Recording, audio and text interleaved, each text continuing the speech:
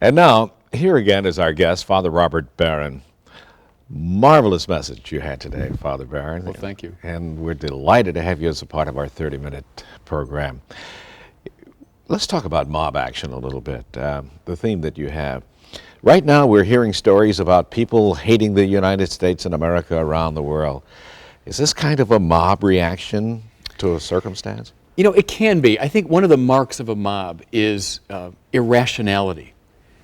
We drop our real critical capacity and we become irrational in our hatred. Mm-hmm.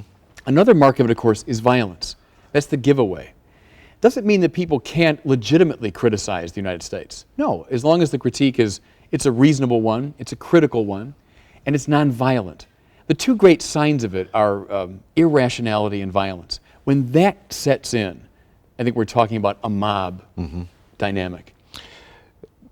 Talk about that just a little bit, expand on it. You talked about Hitler and his control, what he did, had people focus against the Jews, and we've seen what happens in this country with prejudice, and it's happening around the world today. We talk about human rights.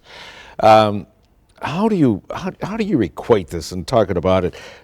Are there certain leaders who seek out these things to consolidate their following? Absolutely. If René Girard is right, the man I was referring to in the talk, this is a universal phenomenon.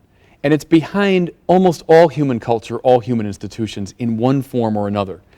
Most communities are formed around scapegoating violence.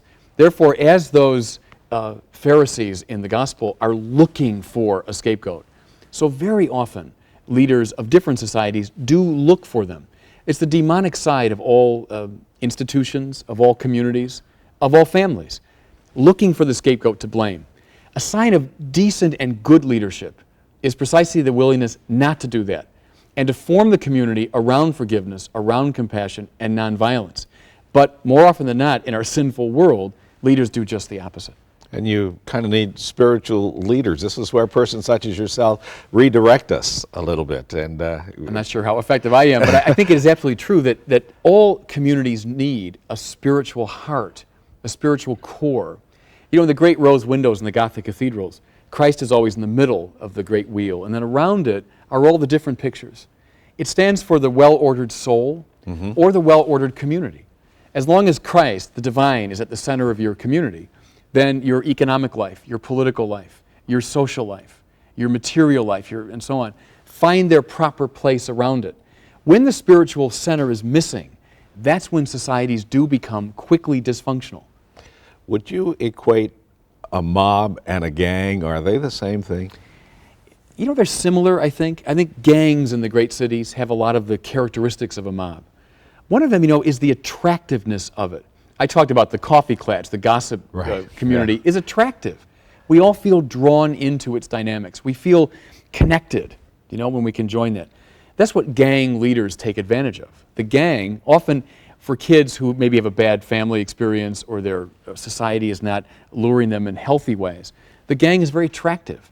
And the gangs define themselves over and against, necessarily. There's no gang dedicated to nonviolence. I mean, all the gangs are dedicated against them or against this group. Absolutely. So there's the Girardian dynamic clearly on display. I got about 30 seconds here. How do you diffuse this, though? Jesus wrote in the sand. What do we do? You know, I think a first step is what I talked about, non-cooperation. Gandhi talked about it, King talked about it, John Paul II has exemplified it. You battle evil by not cooperating with it, not being drawn into its power. You speak the truth to it, and you refuse to live in the world that it assumes. You open up thereby a whole new space. That's where the truth of the gospel comes in. Fantastic. Thank you very much. It's been enlightening. I've learned a lot today, and we're delighted to have you with us. My pleasure. Thank you for having me.